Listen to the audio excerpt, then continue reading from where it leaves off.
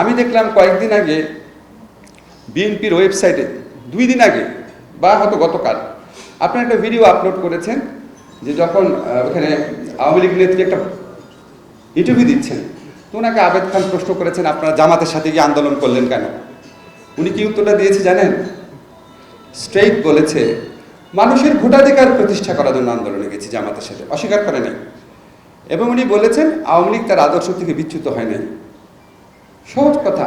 এর আগে একটা পত্রিকায় দেখেছি উনি বলেছেন যে উনি শুধু আওয়ামী লীগের নেত্রী না, সকল বিরোধী দলের নেত্রী। বিরোধী দল বলতে তখন জামাতকেও বুঝিয়েছেন। নিজামীকে পাশে নিয়ে উনি সংসদ থেকে পদত্যাগ করেছেন, সাংবাদিক সম্মেলন করেছেন। আপনাদের বিরুদ্ধে এই যে নিরন্তর প্রচারণা হয় বিএনপি জামাত, কথা বলি বিএনপি জামাত বিএনপি জামাত, আপনারা কোনোদিন এই জিনিসগুলো ডকুমেন্টেড করে সাথে সাথে বলতে পেরেছেন যে আওয়ামী লীগ জামাতের বিরুদ্ধে আমাদের রুখে দাঁড়াতে হবে, আওয়ামী লীগ জামাতের বিরুদ্ধে লড়তে হবে? ওরা তো আপনাদের চেয়ে বেশি জামাতের সাথে গেছে, যায় নাই?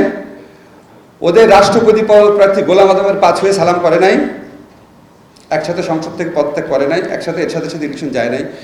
এই নেগেটিভগুলা কি আপনারা স্ট্রংলি বাংলাদেশের সাধারণ মানুষের কাছে বলতে পেরেছেন? বাংলাদেশে বিএনপি জামাত ইকুয়েটেড হয়ে গেছে কেন? বিএনপি জামাত গোষ্ঠীর বিরুদ্ধে রুখে দাঁড়াতে হবে। আপনারা কি এটা কাউন্টার ন্যারেটিভ তৈরি করতে পেরেছেন? ওই ভিডিওটা পরশুদিন আপলোড হয়েছে কেন? 1996-এর ভিডিওটা বিএনপির ওয়েব পেজে পরশুদিন আপলোড হয়েছে কেন? সবই তো পাওয়া যায়, আপনাদের ওয়েবসাইটে গেলে এগুলি পাওয়া যায় না কেন? আপনাকে কি চিন্তা করে দেখেছেন? একটা দল মানে কি শুধু জনসভায় ভাষণ দেওয়া, লোক জমায়েত করা, মানুষকে সংগঠিত করা না? এখন তো ন্যারেটিভের যুগ, বয়ানের যুগ। ওই বয়ানের বিরুদ্ধে শক্ত বয়ান, সত্যি বয়ান তৈরি করেছেন। আমি মাঝে মাঝে দেখি যে আমার খুব দুঃখ লাগে যে অন্য পক্ষ থেকে প্রশ্ন তোলা হয় যে 1971 সালে বেগম জিয়া কোথায় ছিলেন। তাই এই প্রশ্নটা আপনারা তুলতে পারেন না? 1971 সালে আপনি কোথায় ছিলেন? কেন তুলেন না? আমি আশ্চর্য লাগে, কেন তুলেন না? এত জঘন্য মিথ্যাচার, এত জঘন্য অপপ্রচার হয়, এটার উত্তর দেওয়ারও একটা নৈতিক ইয়ে অনুভব করেন না? বিচ্ছিন্নভাবে দেন, বিচ্ছিন্নভাবে দিয়ে শহীদুদ্দিন আইনি জেলেও গেছে, এটা তো কোনো মূল্য নাই। আপনাদের রিসার্চ সেল কই? আপনার ওয়েব পেজটা কই? আপনি বলেন যে আচ্ছা আমার তো নিউজ প্রচার করে না সরকারি গণমাধ্যম, আপনি একটা বিএনপি টিভি নামে একটা অনলাইন টিভি করেন না, সমস্যা কি? নামই দেন বিএনপি টিভি, শক্তিশালীভাবে করেন না। আপনাদের কি লোক কম আছে? লন্ডন থেকে একটা ফোন পেয়েছে, উনি একদম বড় নেতা হয়ে গেছে, কিছুদিন পরে উনি মন্ত্রী হয়ে যাবে। মানে ভাবটা হচ্ছে নিজের স্বার্থ চিন্তা। আরে বেগম জিয়া কি নিজের স্বার্থ চিন্তা করে রাজনীতি করেছিলেন? কি বেগম জিয়া রাজনীতি করেন? আমরা তো দূর থেকে দেখেছি। উনি যখন এরশাদের বিরুদ্ধে আন্দোলন করেছিলেন, উনি স্বার্থ চিন্তা করেছিলেন? এটা তো উনি আগেই আপোষ করতে পারতেন।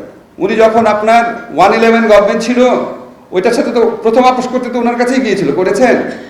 আপনারা কে কি সাফার করেছেন? অবশ্যই আপনাদের অনেক নেতাকর্মী জীবন হারিয়েছেন, with due respect to them. আমি তাদের কথা বলছি না, অন্য যারা মোটামুটি ভালো অবস্থানে আছেন, আপনাদের তো না ওনার স্যাক্রিফাইসটা চিন্তা করেন। তা আপনি প্রথমে ডিসাইড করেন আপনি কি আন্দোলনটা করছেন, নেতৃত্ব দিচ্ছেন, নেতা হচ্ছেন নিজের জন্য নাকি দেশের জন্য, দেশের মানুষের ভোটাধিকার প্রতিষ্ঠা করার জন্য? যখন এইভাবে চিন্তা করা যাবে আমি দেশের মানুষের ভোটাধিকার প্রতিষ্ঠার আন্দোলন করছি, তখন বেগম জিয়ার প্রতি আপনাদের সত্যিকারের রেসপেক্ট প্রতিফলিত হবে।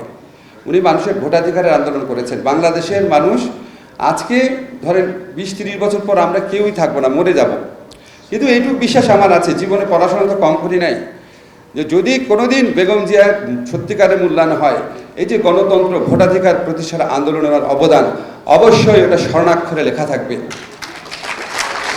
তাকে ভালোবাসলে, বাংলাদেশের মানুষকে মুক্ত করতে চাইলে, স্বার্থহীনভাবে দেশের জন্য এই জনগণের ভোটাধিকার প্রতিষ্ঠার আন্দোলনের জন্য কাজ করেন। কে কি নেতা হলেন, কে কি পদ পেলেন, সেগুলির চেয়ে অনেক বড় কথা। সরি আমার ছোট মুখে অনেক বড় কথা বললাম, যদি ভুল হয় মাফ করবেন। ধন্যবাদ সবাই।